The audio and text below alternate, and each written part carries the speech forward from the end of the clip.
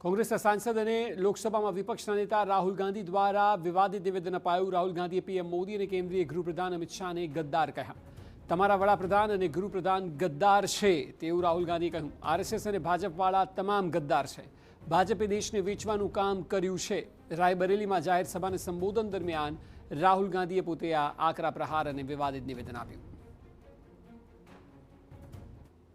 जब ये आरएसएस से कार्यकर्ता आपके सामने आएंगे, नरेंद्र मोदी की बात करेंगे, अमित शाह की बात करेंगे, उनसे आप सामने उनको कहो कि आपका प्रधानमंत्री गद्दार है, आपका होम मिनिस्टर गद्दार है, आपका संगठन गद्दार है, आपने हिंदुस्तान को बेचने का काम किया है, आपने हमारे संगठन, आपने हमारे संविधान पर आक्रमण किया है, आपने अंबेडकर जी पर आक्रमण किया है, आपने वीरापासी जी पर आक्रमण किया है, आपने गांधी जी पर आक्रमण किया है। खुल के उनसे कहिए। રાહુલના નિવેદન પર ભાજપે પણ પ્રતિક્રિયા આપી છે। રાહુલ ગાંધી પાકિસ્તાનની ભાષા બોલે છે તેવું કહ્યું। રાહુલ ગાંધીના નેતૃત્વમાં કોંગ્રેસ, મુસ્લિમ લીગ, માઓવાદી કોંગ્રેસ બની ગઈ છે। આવા શબ્દોનો ઉપયોગ પાકિસ્તાન અથવા પાકના સમર્થિત આતંકવાદીઓ કરે છે। રાહુલ ગાંધી 140 કરોડ દેશવાસીઓનું અપમાન કર્યું છે તેવું ભાજપનું કહેવું છે અને આ લોકશાહીનું અપમાન છે તેવું પણ ભાજપે કહ્યું। के नेतृत्व में कांग्रेस पार्टी मुस्लिम लीग माओवादी कांग्रेस बन चुकी है। जिस तरीके से पाकिस्तान की भाषा होती है, ठीक उसी तरीके से राहुल गांधी की भाषा है, क्योंकि ऐसे शब्दों का प्रयोग सिर्फ और सिर्फ पाकिस्तान और पाकिस्तान समर्थित आतंकवादी करते हैं। याद करिए, हाफिज सईद ने कांग्रेस पार्टी को अपनी फेवरेट पार्टी कहा था और राहुल गांधी ने पूर्व में ये स्पष्ट कर दिया है कि wants to fight the Indian state. आज ये साबित हो चुका है कि 140 करोड़ देशवासियों द्वारा चुने गए प्रधानमंत्री के खिलाफ इस तरीके के शब्दों का प्रयोग करके राहुल गांधी इस देश के लोकतंत्र का अपमान कर रहे हैं और ये भी स्पष्ट कर रहे हैं कि राहुल गांधी की मंशा कोई पॉलिटिकल ओपोनेंट की नहीं, परंतु भारतीय लोकतंत्र, भारतीय स्टेट के खिलाफ अपनी जंग लड़ने की है।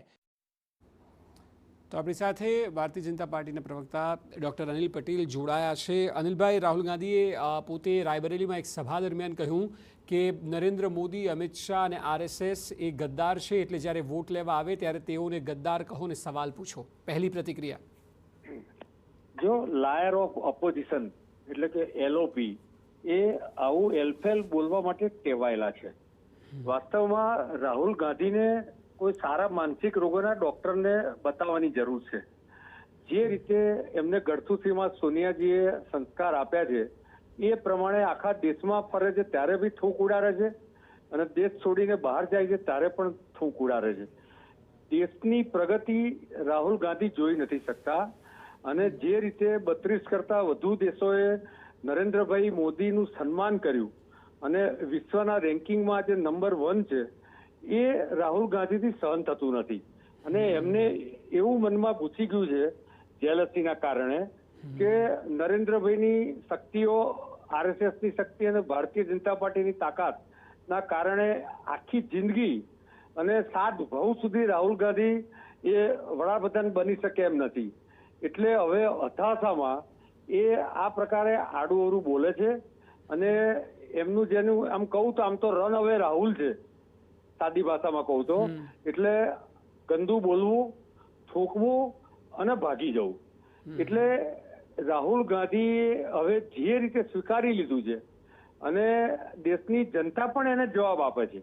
99 વખત જે વ્યક્તિ પોતે પરીક્ષામાં નપાસ થયો છે, નિષ્ફળ ગયો છે અને વારંવાર જે સેલ્ફ ગોલ કરે છે એ રાહુલ ગાંધીનો ઉપાય નથી કોંગ્રેસ પાસે, નથી કોઈ માનસિક રોગોના ડોક્ટર પાસે।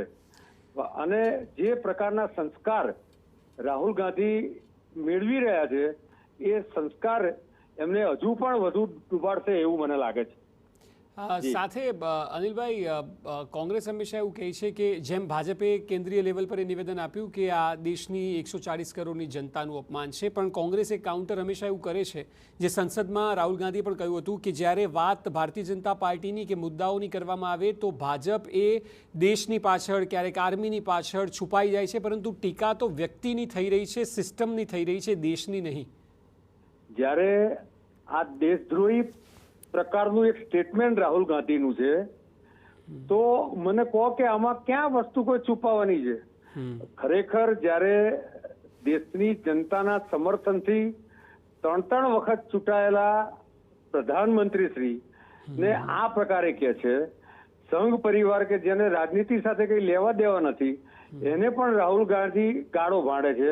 કેટલાય કેસ એમની સામે જ્યુડિશરીમાં થયેલા છે, કેટલાય કેસોમાં જામીન પર છે, જે એમના પિતરાઈ ચાચા પિત્રોડાના નેતૃત્વમાં અને એના માર્ગદર્શનમાં આ દેશને તોડવા માંગે છે. અને દેશ વિરોધી નહીં ફક્ત સ્ટેટમેન્ટ, અનેક વખત દેશ વિરોધી કૃત્યો પણ જે કરી રહ્યા છે, એવા રાહુલ ગાંધીને કદાચ ભગવાન બી નહીં બચાવી શકે એ પ્રકારનું એમનું વર્તણૂક અને વર્તન છે. ઇવન સંસદના ફ્લોર પર પણ તમે જો એક તરફ આંખ મારવી, જઈને ઝપ્પી લેવી, પ્રધાનમંત્રી કે ગૃહ પ્રધાન બોલતા હોય ત્યારે બૂમાબૂમ કરાવી અને એમને સાંભળવા નહીં દેવા, લોકસભાનો ત્યાગ કરવો, જે રીતે અજારક રાજકતા વાળું ભર્યું વર્તન એમનું લોકસભામાં છે, તો એ દેશની 140 કરોડ જનતા જોવે છે. અને ક્રમશઃ જે સંકોચાતા જાય છે રાજનીતિક રીતે, એનું કારણ પણ આ છે. તમે જો રાહુલ ગાંધીના ચહેરાનો, એમના પ્રવચનનો સબકોન્શિયસ માઇન્ડ પર અભ્યાસ કરો તો હતાશાના એક્સ્ટ્રીમ લેવલ પર છે. અને મને લાગે છે કે આવનારા 2-3 વર્ષમાં એમને સિઝોફ્રેનિયા નામનો કદાચ રોગ ના થાય તો સોનિયાજીનું નસીબ. એને એક ડોક્ટર તરીકે પણ આપ લાઇટ મૂડમાં કહી રહ્યા છો. પણ અનિલભાઈ, TV9 સાથે વાતચીત કરવા બદલ આભાર. તો ભારતીય જનતા પાર્ટીનું કહેવું છે કે આ દેશનું અપમાન છે અને સામે કોંગ્રેસે આકરા પ્રહાર કર્યા છે.